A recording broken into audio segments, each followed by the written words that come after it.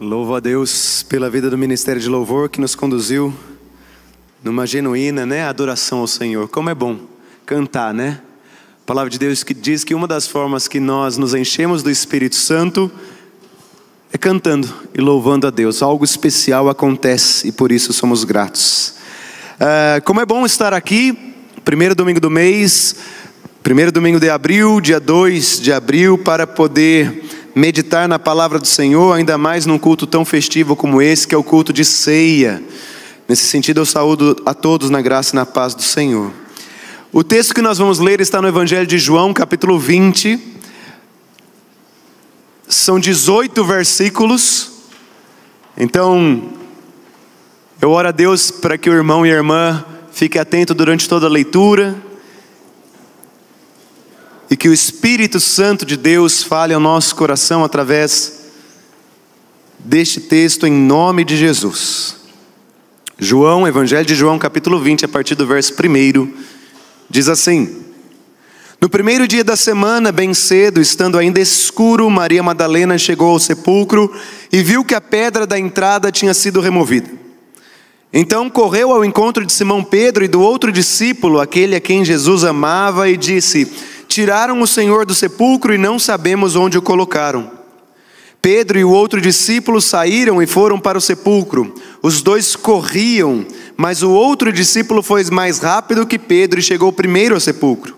Ele se curvou e olhou para dentro, viu as faixas de linho ali, mas não entrou.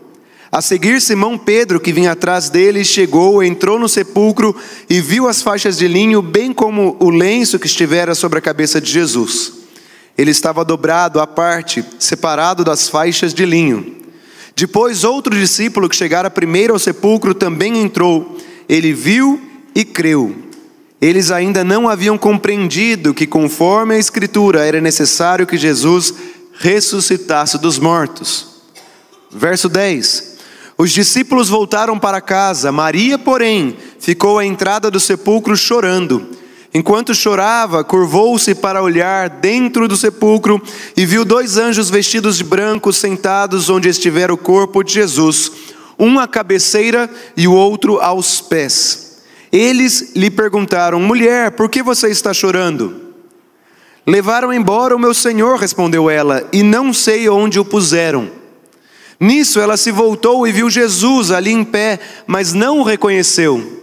Disse Jesus: Mulher, por que está chorando? O que é que está procurando?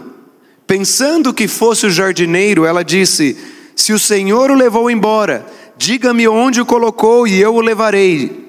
Jesus lhe disse: Maria. Então, voltando-se para ele, Maria exclamou em aramaico: Rabone, que significa mestre. Jesus lhe disse: Não me segure, pois ainda não voltei para o Pai. Vá, porém, a meus irmãos e diga-lhes: Estou voltando para o meu Pai e Pai de vocês, para o meu Deus e Deus de vocês. Maria Madalena foi e anunciou aos discípulos: Eu vi o Senhor, e contou o que ele lhe disseram. Palavras do Senhor. Amém? Quando eu era criança, eu e minha família estávamos numa cidade, morando temporariamente numa cidade que não era nossa, cidade natal. E o meu irmão caçula deveria ter por volta de 6 anos de idade. E nós estávamos, o nome dele é Rafael. Nós estávamos num shopping. E ele estava muito irritado com meu pai e com minha mãe. Eu não lembro ao certo porquê, o motivo. Ele estava chateado. Muito provavelmente ele queria comprar alguma coisa. Meu pai e minha mãe falaram não para ele. Ele não pensou 2 vezes, bravo, chateado, irritado. Ele correu no meio do shopping em direção a algum lugar. E ele foi tão rápido, com 6, 7 anos de idade, que nós o perdemos de vista. Nem eu, nem o meu irmão mais velho, nem o meu pai, nem minha mãe souberam. Assim, ele foi, virou, e quando nós chegamos ali, ele tinha sumido. E o desespero tomou conta de todos nós. E aí minha mãe e meu pai criaram uma força-tarefa ali para poder encontrar o caçula, o Rafael.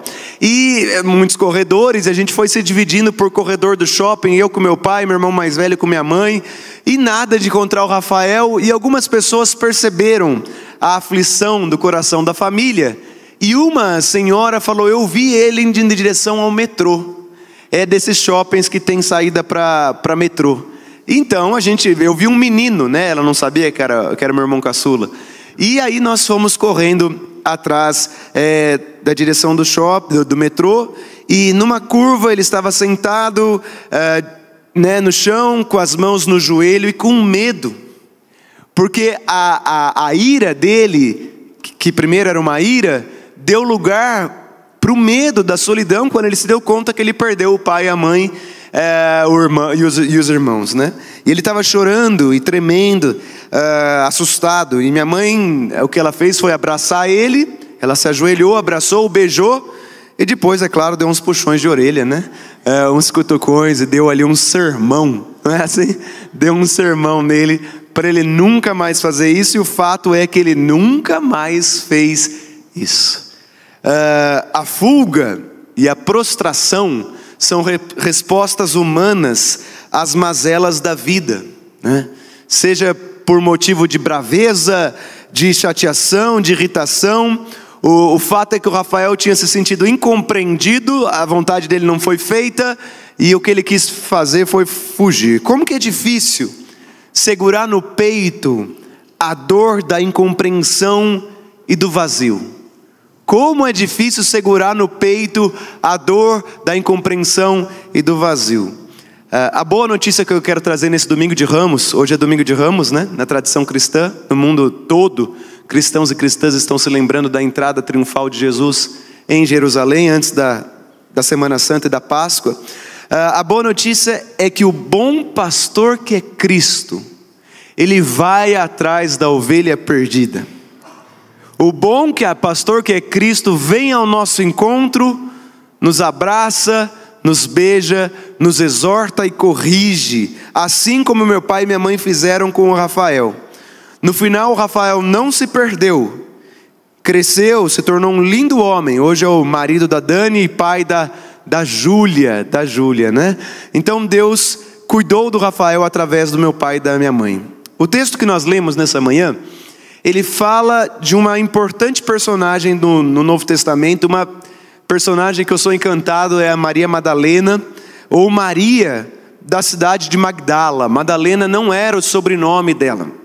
Madalena é porque ela era de uma cidade chamada Magdala. Então era a Maria de Magdala, Maria Madalena, Maria, eu sou botucatuense, o Paulo botucatuense, né? Era a Maria Madalena, uma mulher que vivia num tempo em que as mulheres eram marginalizadas. Naquele tempo, a palavra de uma mulher não tinha valor legal na justiça daquele tempo. O testemunho de uma mulher não tinha valor legal.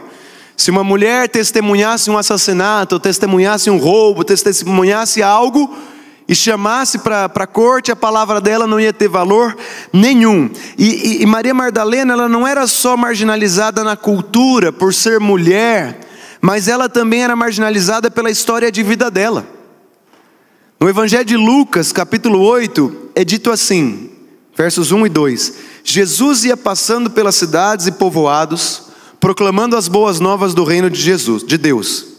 Os 12 estavam com ele, e também algumas mulheres que haviam sido curadas de espíritos malignos e doenças, como Maria, chamada Madalena, de quem haviam saído 7 demônios. Veja, a tradição do Novo Testamento diz, e nós lemos isso nos Evangelhos, que quando um demônio, para você que está nos visitando, o demônio é a presença do diabo. Quando ela domina e toma conta de uma pessoa, nós chamamos essa pessoa de endemoniada. A pessoa está por completo tomada ali pelo inimigo. E no Novo Testamento é dito que quando um demônio é expulso de uma pessoa, a pessoa é liberta. Se ela não se cuidar, se ela não se arrepender e entregar a vida a Jesus, se ela não preencher o coração dela com a presença de Jesus e o coração continuar vazio, o que a Bíblia diz que acontece? Os demônios voltarão, mas não apenas um, mas 7 demônios. Maria Madalena é a mulher que foi estereotipada como a mulher de quem saíram 7 demônios. É uma mulher, na cabeça de muitos, duvidosa. Pastor, sabe aquela gente? A pessoa já teve experiência com Jesus, pastor. ela já foi liberta. Mas você viu o que aconteceu? Não cuidou, voltaram 7 demônios. É uma mulher da qual a palavra dela não é legítima, porque a palavra de uma mulher naquela sociedade não era levada em conta. É uma pessoa da qual, um tanto quanto duvidosa, ela foi liberta de demônio, possivelmente não vigiou, não cuidou. Ali o pessoal falando, né? E aí voltaram 7 demônios, ela teve a chance da libertação, mas ela não se entregou completamente, né? Era uma pessoa marginalizada no tempo dela. Lá eram cidades pequenas, a gente tem que se lembrar disso. Naquela época, caía no boca a boca, era alguém provavelmente mal falada. E aí Jesus entrou na vida dela. Jesus se aproximou dela, ela conheceu Jesus e Jesus a dignificou. Ela deixou de viver conforme o que ela havia sido rotulada pela sociedade e passou a ser uma seguidora de Cristo. Por onde Cristo ia, lá estava Maria Madalena acompanhando. Afinal, Jesus transformou a história dela, dignificou a vida dela, deu uma vida nova a ela, e agora ela não era aquela, mas ela era uma seguidora de Cristo. Ela se encontrou com Jesus e o Mestre fez tudo novo na vida dela. Ela não estava mais condenada a se enxergar a partir da moldura que a sociedade havia forçado a se enxergar.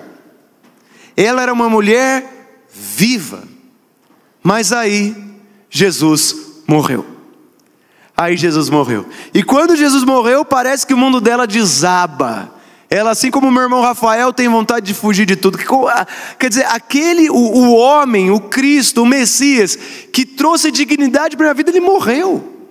Nós já sabemos que ele ressuscitou, mas nesse episódio ela ainda não sabia. Ela ainda não tinha visto a ressurreição de Cristo. Ela ainda vivia debaixo. E eu imagino que o inimigo das nossas almas falava: agora já era, Maria Madalena.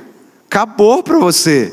Esse homem aí que te dignificou, acabou. Você vai voltar para aquela vida tua, onde você não tem voz, onde você não é vista, onde você não tem valor. Você é a mulher da qual saíram 7 demônios. Né? A Maria Madalena, Rocha, ela fica ali preocupada, desesperada. A única pessoa que tinha dado atenção e um rumo para a vida dela, Jesus Cristo de Nazaré, tinha morrido e aparentemente continuava morto. Como é difícil segurar no peito a dor da incompreensão, a dor do vazio. E é nesse momento da vida de Maria Madalena que Jesus, Deus, vai de encontro à sua filha. E ela tem uma experiência emblemática que merecia entrar em vários quadros assim. É uma história linda o que acontece nesse texto a partir do verso 10. Eu diria que é uma experiência, e fiquem comigo, em 4 atos. Vamos lá comigo analisar os 4 atos. Primeiro ato: o evangelho aqui de João é o único que vai dizer que Jesus ressuscitou, que Jesus apareceu de noite. Mateus, Marcos e Lucas noticiam a Páscoa a partir do raiar do dia. Mas no evangelho de João, em que está narrada a história de Maria Madalena, é dito que Maria Madalena foi ao sepulcro ainda de noite. E no evangelho de João, a luz e as trevas são muito trabalhados, né, pastor Matias? Jesus, ele é a luz do mundo, e ele vem para para acabar com as trevas. E quando Maria chega ao túmulo, ainda está escuro. E a escuridão é oposta à luz, a escuridão é oposta às obras de Deus, diz respeito aos poderes e principados que trabalham para destruir a vida em sua plenitude. E aí, na primeira cena, a Maria Madalena está, diz o texto, no sepulcro. Era um cemitério, só que lá não era enterrado no chão, eram em cavernas, tinham pedras que travavam a entrada. Ela chega, ela vê que a pedra tinha sido removida, e ela corre e chama Pedro e o discípulo amado. Pedro e o discípulo amado vêm correndo para o sepulcro e constatam que o corpo de Jesus não estava lá, e que o pano sobre o qual estava o corpo de Jesus está dobradinho. Só que Pedro e o discípulo amado, os homens que eram para ser aqueles que tinham valor legal no seu discurso, eles voltam para casa. Eles não ficam lá, eles voltam para os afazeres deles. Eles constatam que o corpo não está mais lá, mas simplesmente a Bíblia não dá detalhes, mas eles voltam. Eles não ficam ali. E a Maria Madalena de novo fica sozinha. De novo sozinha, prostrada diante da morte. E ela está prostrada, perceba como é forte. Ela está dentro ali do sepulcro, da caverna, de costas para a vida, prostrada diante da morte. Ela está aos pés da onde estava o corpo de Jesus, na escuridão do dia, ainda não tinha raiado o dia, de costas para a vida. Eu não sei se o irmão ou a irmã já tiveram uma situação dessa, seja por depressão, por uma história difícil que aconteceu na tua vida, não sei. Mas o fato é que essa mulher, da qual saíram 7 demônios, está olhando para a morte, não olhando para a vida, de costas para a vida lá fora, sucumbindo diante da morte. Essa é a primeira cena. Aí tem a segunda cena. Jesus aparece e a chama mulher. Ele não a chama pelo nome no primeiro momento. E ela não o reconhece. Ela, diz o texto, está prostrada. Quando aparece Jesus, diz o texto que ela meio que se levanta. Mas eu não sei, já no escuro a nossa pupila, não sou médico, mas ela dilata, né, bastante. Então ela está ali diante da morte, ela não enxerga nada na primeira cena. Na segunda cena ela vira, mas ela não enxerga Jesus. Ele não a chama pelo nome, fala mulher. E ela acha que ele é o jardineiro. O jardineiro é o que cuida daquele lugar e da segurança. E ela conversa com o próprio Jesus sem ainda o reconhecer. Jesus se aproxima dela, dá esse movimento, mas ela acha que ele é um jardineiro. Jesus já estava presente ali, já estava tirando ela de um estado de letargia. Ela já se levantou, ela ainda não saiu para a vida, para a luz do mundo, mas ela já saiu da posição de letargia diante da morte e de costas para a vida. Essa é a cena 2. Na cena 3, para mim ela é maravilhosa, ela é de arrepiar. Jesus ele fala assim: Maria. Quantas vezes ela não escutou Jesus falando para ela ao longo dos 3 anos, Maria, chamando-a pelo nome, não por mulher de quem saíram 7 demônios, mas Maria. Ela escuta a voz de Jesus, e quando ela escuta o bom pastor que é Cristo, chamando ela pelo nome, ela responde, Rabone, mestre. E nessa, ela já saiu de prostrada, já se levantou e já está olhando para fora, para a própria luz da vida, que é Jesus Cristo de Nazaré. O sol começando a nascer, o novo tempo surgindo. Ela olha para ele e ela é a primeira testemunha de todas as Sagradas Escrituras a ver o Jesus ressurreto. E diante do Jesus ressurreto ela responde com mestre, que era o jeito que ela respondia a ele naquela época. O pastor, e veja como a Bíblia é linda. Alguns domingos eu preguei sobre isso. Em João capítulo 10, aqui é João 20, João 10, é dito, Jesus ele fala que ele é a porta do aprisco e que ele é o bom pastor. E é dito que o inimigo que vem para roubar, matar e destruir, João 10:10, ele tenta chegar no ouvido das ovelhas que estão no aprisco, e quando elas estão saindo do aprisco, porque o pastor tira as ovelhas do aprisco para comer o pasto verde e tal, e daí ele vem querer seduzi-las para tirar do aprisco. Só que daí é dito assim, a ovelha, quando ela escuta o bom pastor a chamar pelo nome, ela identifica que é o bom pastor e o segue. Isso está em João 10. Palavras de Jesus dizendo que a ovelha escuta a voz do bom pastor que é Cristo, que a chama pelo nome e ele as segue dentro do aprisco e fora do aprisco. Ok? Vem Maria Madalena, João 10. João 20, que acabamos de ler, quando o bom pastor, e o bom pastor é aquele que dá a vida pelas ovelhas, que é o que Jesus tinha feito há 3 dias atrás, né? Naquela ocasião. E ele chama pelo nome o bom pastor que é Cristo, e ele é a porta. ela reconhece a voz de Jesus e ela sai e ela vai em direção a Cristo, chamando de mestre. E aí vem a quarta e última cena. Lembrem-se, a primeira cena, ela está prostrada diante da morte, de costas para a vida, na escuridão, onde os principados e as potestades dominam, temendo viver aquela velha vida da qual Jesus a tirou. Segundo momento, Jesus já está presente na vida dela, tirando-a da letargia, mas ela ainda não o reconhece como Cristo. E aí no terceiro momento ele chama, mas não termina aí. Porque você sabe que quando Jesus ressuscita, ele não volta, ele não ressuscitou para voltar para os discípulos. Jesus ressuscitou para ir em direção ao Pai e a levar os discípulos para o Pai. Jesus não ressuscitou para voltar àquela velha vida em que eles estavam ali dependendo dele como encarnado. Não, ele ressuscitou para ir em direção ao Pai. Ele é a porta, ele vai abrir a porta para o reino celestial, o primogênito, o primeiro, e nós como irmãos de Cristo o seguimos. Irmãos de Cristo, do mesmo Pai celestial. Olha o que ele diz quando ele fala com Maria. Ele diz assim, no texto, vamos lá? Bem no finalzinho.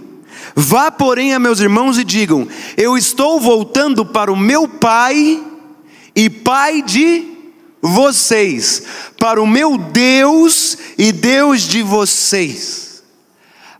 Jesus, ele salva Maria, mas na salvação já existe o comissionamento para missão.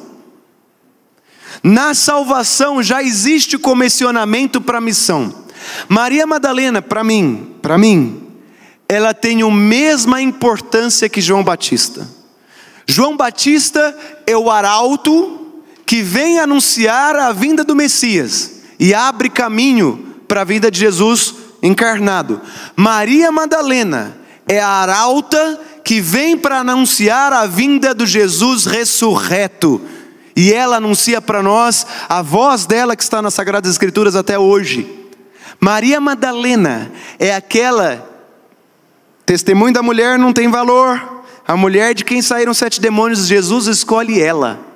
Ela que saiu da morte para a vida, por mover dele, e a envia. E ela chega aos discípulos, e o que ela diz? Eu vi o Senhor. Eu vi o Senhor. Esse é o evangelho que a Maria Madalena vai pregar. É a boa notícia que ela vai dizer. Então, obedecendo a Jesus, ela diz, Jesus disse, diga aos meus irmãos, não aos meus servos, não aos meus seguidores, não aos meus amigos, mas irmão. Porque Jesus é o primogênito. E agora de muitos irmãos. Primeiro de uma série de pessoas que vão experimentar a vida ressurreta, da qual eu vou experimentar, amém? Amém? Você também? Amém? João Crisóstomos, um pensador da Idade Média do século V, ele diz: brilhantes são os sinais da ressurreição do Senhor. Já não lamentamos por Adão, já não ficamos mais lamentando que o pecado entrou no mundo. Não, depois da ressurreição, damos glória ao segundo Adão. Já não tememos a serpente, diabo, mas reverenciamos o Espírito Santo. Já não olhamos para a cortina do templo, que existia uma cortina que separava o santo dos santos, mas para a igreja revelada, que é o próprio corpo de Cristo. Este é o dia que o Senhor fez, diz João Crisóstomos. Dia do triunfo, dia da dedicação à ressurreição de Cristo, adornado com a graça e a presença do Cordeiro espiritual. Este é o dia em que Cristo, por sua ressurreição, iluminou todo mundo. A escuridão veio no mundo, mas ela passou, amém? A luz do mundo veio à terra. Maria havia pensado que tinha sofrido uma perda irreparável com a morte de Jesus, mas depois percebeu o ganho incalculável que ela teve. Ela se tornou uma arauta da mensagem das boas novas. Ela é a filha amada do Pai. Vai, Maria! Mas você não é marginalizada. Esses são títulos que te deram, são rótulos que te deram. Você é a filha amada do Pai, e a partir desta identidade que você vai superar as provas que o mundo vai impor a você. Maria Madalena, você não é alguém marginalizado só pela cultura e pela sua história. A partir de agora, você é a primeira testemunha da ressurreição de Cristo. Nesse contexto onde as mulheres não tinham voz, onde ela se torna a maior testemunha, Jesus usa as pessoas loucas do mundo para surpreender esses sábios do mundo, né? Para surpreender. E aí eu quero ir caminhando para a gente aplicar para a nossa vida. Essa experiência de Maria Madalena também está disponível a você. A ressurreição de Jesus é o começo da nova aliança no Senhor que se estabelece plenamente em Pentecostes, na descida do Espírito Santo. Aquele que crê em Jesus já passou da morte para a vida. O Rafael, meu irmão caçula, estava fugindo, ele era criança, ele não conseguiu segurar no peito a indignação, a raiva, e ele se perdeu. Mas meu pai e minha mãe, que são terrenos, que são humanos, se compadeceu e foi atrás dele, e abraçou, e salvou ele de estar perdido, e deu uma lição. O Pai Celestial, querido irmão, querida irmã, Ele faz isso até os dias de hoje. Essa experiência de Maria Madalena, que está curvada diante da morte, já tem a presença de Jesus sem perceber, mas já está dialogando com Cristo. Escuta a voz do bom pastor, que a chama pelo nome e sai em missão. Essa é a experiência que todos nós devemos viver. Alguns cristãos, eles param na fase 2. Eles percebem a presença de Jesus assim, não muito clara, e é o suficiente para eles. Eu vou dizer que a maioria dos cristãos, isso é muito triste, param na fase 3, pastor Matias. Eles ficam admirados, mestre, e param aí. Elas foram salvas para algo. Elas foram salvas para o passo 4, para a cena 4. Elas foram salvas para a experiência, Rocha, de falar, eu ouvi o Senhor. A Maria Madalena, se ela parasse ali, na cena 3, em que Jesus a chamou pelo nome, ela respondeu como mestre, ela ia ser alguém que ocupa bancos, alguém que consome a fé, alguém que está ali vivendo uma vida diante de tudo que Deus tem para ela, uma vida subaproveitada. Mas não, quando Jesus a comissiona, e Ele comissiona a todos nós, ela se levanta e no raiar do dia ela vai em direção aos discípulos e ela testemunha. E a partir da palavra dela as pessoas começam a se tocar de que Jesus ressuscitou. Começam a perceber o plano eterno de Deus. Eu não sei em que estágio está a sua vida, meu irmão, mas eu não quero ter uma vida medíocre no Senhor. Uma vida medíocre é uma vida mediana. Eu não quero ter uma vida que se satisfaz simplesmente em ser salva. Isso seria egocêntrico da minha parte. A salvação e a missão, elas estão intrinsecamente ligadas. A missão é uma consequência natural da salvação. Essa semana eu estava fazendo discipulado com a irmã e eu me deparei com uma coisa. No discipulado tem uma pergunta assim: como você costuma nutrir seu relacionamento com Deus? E quase todo mundo responde assim, preste muita atenção no que eu vou falar, mouse. Responde assim: eu cuido do meu relacionamento com Deus, leia a Bíblia e faça a oração. Todo mundo fala isso, porque aprende pequenininho, né? Leia a Bíblia e faça a oração se quiser crescer. Então eu cuido do meu relacionamento com Jesus lendo a Bíblia. Eu cuido do relacionamento meu com Jesus fazendo oração. Alguns falam jejuando. Alguns falam indo na igreja. Basicamente são esses 4: indo na igreja, jejuando, fazendo oração e lendo a Bíblia. Eu quase nunca, para falar a verdade, eu nunca ouvi ninguém falar assim: eu cuido do meu relacionamento com Deus saindo em missão. Você já ouviu, pastor? Eu nunca ouvi alguém falar assim: como que você cuida do seu relacionamento com Jesus? Saindo em missão.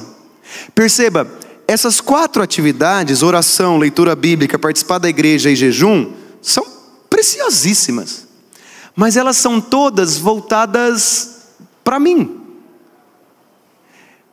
A missão é uma forma, eu diria talvez uma das formas mais importantes de eu experimentar a presença de Jesus na minha vida. Hoje pela manhã tivemos o curso Preparando-se para a Colheita. O pastor Matias falou de um médico, falou de uma pessoa na área do direito, falou de uma pessoa que era zeladora aqui da igreja. Quando elas saíram em missão, elas tiveram histórias para contar, e essas histórias fortalecem a vida delas. A missão nos deixa mais apaixonados por Jesus. A missão nos deixa mais fortalecidos em Jesus. A missão nos dá motivos de esperança. E aí eu vou ser sincero, Deus me livre de ter uma doença grave na vida, mas se um dia, presbítero Rodrigo, eu tiver uma doença grave, quero trazer à memória o que me traz esperança. E o que me traz esperança são as vivências que eu tive na missão. O que enche a minha vida quando eu estou desanimado, porque às vezes eu desanimo, né? O que me enche é lembrar, sabe? Lembrar de histórias. Eu vou contar uma história, que me enche a continuar. E foi na missão que eu conheci a Jesus. Tinha um menino no acampamento, não sei se eu já contei aqui, mas daí eu vou contar de novo. Ele levou uma revista Playboy no acampamento. Revista de mulheres peladas. E aí o pessoal descobriu. Era um adolescente. E aí os equipantes, que são os... queriam dar uma lição nele, queriam entrar com ele na lagoa e enrolar ele na areia, empanar ele na areia, para falar assim: moleque, você tá louco? Você veio no acampamento? Vamos dar uma lição nele. Queriam fazer isso, você acredita, pastor Priscila? Molhar o menino e empanar na areia com areia. E eu era o equipante do quarto dele. Eu falei: não, vocês estão loucos, ele está debaixo da minha responsabilidade, ninguém vai fazer isso não. Acharam que eu fui Caxias e tal, mas eu falei: não vai fazer isso com o menino. Deixa eu ver o que está acontecendo. Quer dizer, o menino vai no acampamento cristão e leva uma revista dessa, ele está pedindo ajuda, alguma coisa está fora do eixo, né? E aí eu comecei aí eu protegi ele de certa forma e tal. E aí eu comecei a conversar com ele. Eu falei: fulano, o que está acontecendo, cara? Por quê e tal? E daí eu fui cuidando dele, orando, mas não fui assim, não fiquei acusando ele, sabe, apontando o dedo e tal. E acabou ali. Ele pediu desculpa, acabou ali. Isso foi no segundo dia do acampamento, eram 6 dias de acampamento. Pois no último dia do acampamento, a gente estava sentado assistindo o pôr do sol. Estava bem cansado, era um horário livre, eu sentei e ele sentou do meu lado. É verídico isso. E aí ele começou a chorar copiosamente. E eu era novo, eu estava seminarista, primeiro ano e tal. Eu falava: meu Pai Celestial, o que eu faço, Senhor? Eu abraço ele, eu dou uns tapinhas, eu não sabia o que fazer. O menino chorando copiosamente, do nada, né? Já era o mover do Espírito Santo. Eu, que nem Maria Madalena, não estava vendo a presença de Jesus ainda, eu não sabia o que fazer. E aí ele fala assim: eu quero te falar uma coisa. Aí ele começou a abrir o coração, ele falou: eu moro em Londrina. Faz 3 meses que eu estou servindo de aviãozinho na comunidade em que eu moro, porque está faltando dinheiro. Eu não sei o que fazer da minha vida, minha mãe está doente. E começou a falar, sabe? E aí eu abracei ele, e aí eu orei por ele, e eu falei: cara, Jesus te ama. Daí eu comecei a falar do evangelho para ele e tal, né? E aí ele me abraçou, eu levei para o preletor, né? Porque eu era moleque. Foi: preletor, dá uma força aí, vai que eu falei as coisas direito, né? E aí o preletor, eu acho que era o missionário Gilson, lá do Siloé, falou com ele e tal. Esse menino foi transformado, ele entregou a vida a Jesus. Hoje ele mora na Escócia, ele é presbítero de uma igreja escocesa, está com a esposa, está nos caminhos do Senhor, né?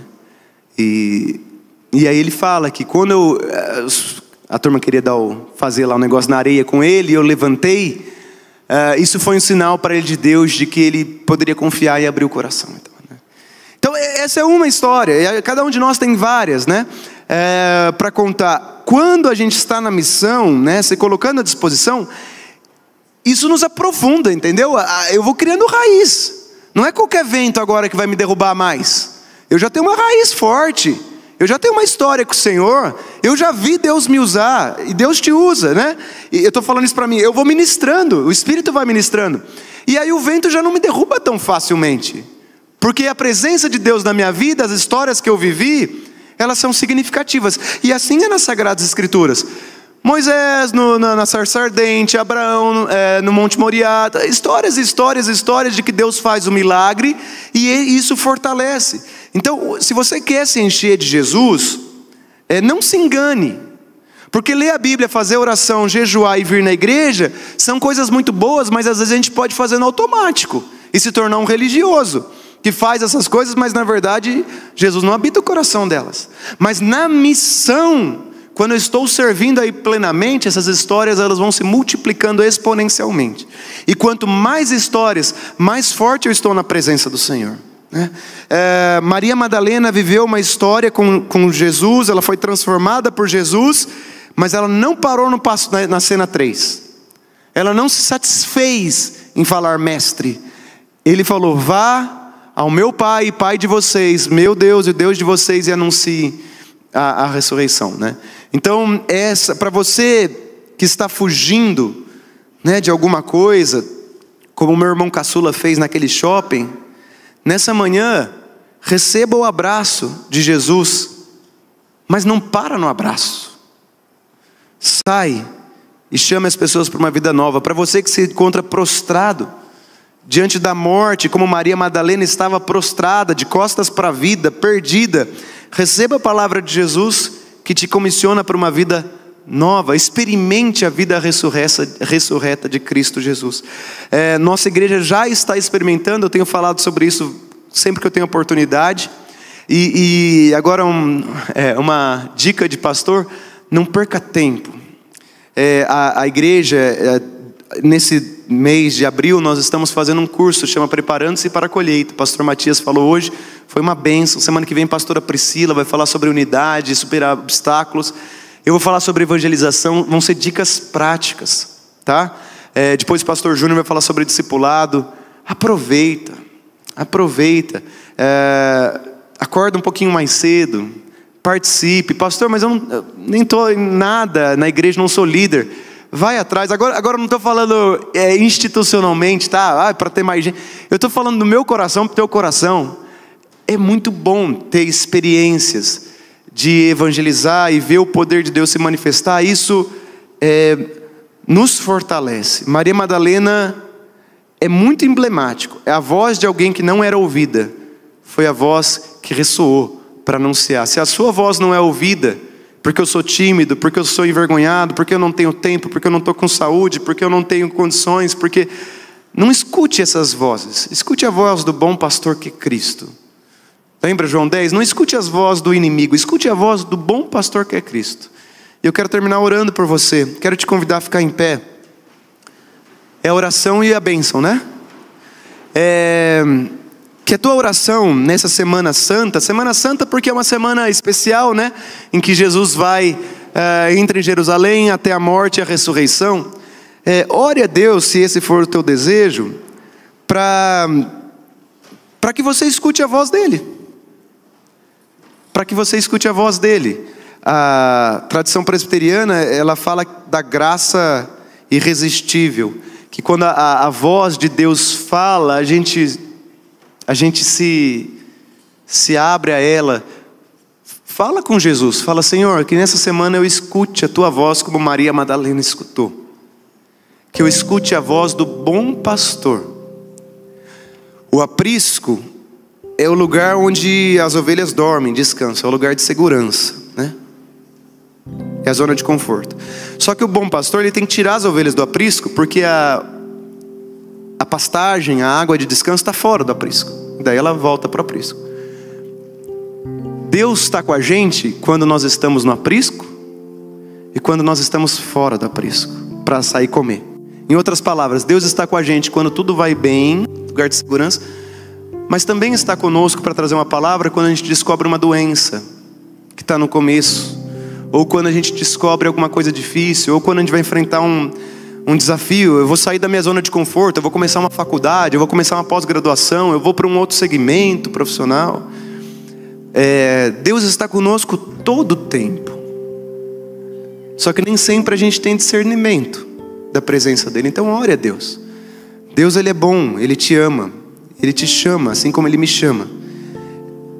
Quando eu estou no momento bom da minha vida, mas quando eu estiver no momento difícil, e eles virão, eu espero ouvir da boca de vocês, queridos irmãos e irmãs, uma palavra para dizer: Deus está contigo, porque naquela hora eu vou precisar de vocês me lembrarem coisas que eu já sei. E assim é a igreja. Agora, se vocês se calarem, no momento que eu, como irmão ou irmã da fé, estou precisando da palavra, vai doer mais em mim. Eu não vou ter a palavra que o Espírito tem para mim através de você. Se eu me calasse diante daquele menino que ia ser empanado lá na areia, Deus ia usar o que Ele quiser, né? Porque Ele usa até uma mula para falar, mas que bom que Ele me usou. É privilégio. Ele já tinha uma obra na vida do menino, mas eu fiz parte disso, né? Que seu olho brilhe também em fazer parte. Ai, pastor, mas já estou 40 anos na igreja, não sei discipular, não sei evangelizar, não sei nem por onde começar. Peça ajuda, vamos lá, vamos viver isso juntos. E vai ser incrível quando chegar daqui a alguns anos, a gente olhar para trás e falar. Eu sempre falo para minhas crianças: olha que incrível, quanta coisa legal a gente viveu. Eu com a pastora Priscila, com o pastor Júnior, com o pastor Matias, com todo mundo, né?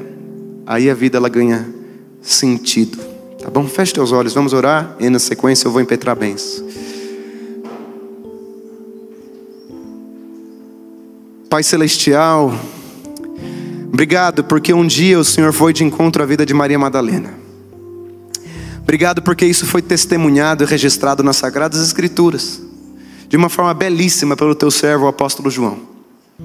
Obrigado, ó Pai, porque através desse testemunho, nós, pelo mover do teu Espírito Santo no nosso coração, crescemos, nos animamos, acreditamos, ó Pai, ouvimos a tua voz, ouvimos a tua palavra, e recebemos e acolhemos. Mas Senhor, nós não queremos parar aqui. Nós queremos sair, nós queremos ser luz. Como a Bíblia diz, nós somos luz e sal e luz da terra, assim como Cristo é a luz do mundo. Senhor, usa-nos. Esteja em especial com aqueles que não sabem como dar o primeiro passo. Senhor, ajuda-os. Ajuda-os, ó Pai, nas pequenas experiências, nas experiências pueris da vida, coisas pequenas, a darem o testemunho da tua grandeza, a falar da forma correta, na hora certa, sabendo que não é uma palavra humana de convencimento, mas é uma palavra divina que vem pelo poder do Espírito. Ajuda-nos a termos histórias para compartilhar, não no domingo, ó Pai, necessariamente vindo no púlpito, pegando o microfone para falar para todo mundo, mas as histórias para compartilhar nas células, nos ministérios, nos discipulados, aonde for. Que nós possamos, ó Pai, ter histórias com o Senhor, conhecer mais ao Senhor, quando o Senhor nos surpreende e usa as nossas mãos, as nossas palavras, o nosso sorriso, o abraço, o nosso olhar para fazer a diferença na vida de alguém. Obrigado porque o Senhor usou pessoas para fazer a diferença na nossa vida quando dias difíceis passaram. Abençoa a tua igreja, ó Pai. Nós estamos celebrando a semana, início da semana em que Cristo, o Senhor Jesus, quando encarnado, foi até a cruz.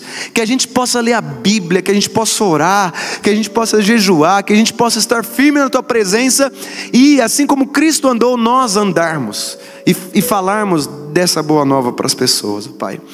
Obrigado, Senhor, por este culto, obrigado pelos louvores, um tempo maravilhoso que nós vivemos de adorar o Senhor que é bom e é fiel. Obrigado, ó Pai, porque isso vai acontecer de novo semana que vem, e de novo, até o Senhor voltar. Obrigado, ó Pai, pelo dia de ontem, e vai acontecer de novo no dia 1º de maio. Obrigado porque essa igreja, ó Pai, pessoas dessa igreja são cuidadosas e preparam para nós momentos incríveis pelo mover do Teu Espírito. Toda a honra, toda a glória e todo louvor ao Senhor. Obrigado porque o Senhor nos sustenta, porque o Senhor nos perdoa, porque o Senhor persiste, porque o Senhor vem atrás de nós, porque o Senhor nos vai atrás da ovelha perdida. Pai, que nós sejamos pessoas melhores, menos briguentas no sentido de coisas vãs e mais prontas para te servir. Abençoe, Pai, a tua igreja, abençoe as famílias. Dê-nos um domingo especial na tua presença, e que domingo que vem essa igreja esteja linda, cheia, repleta, para entoar santo, santo, santo.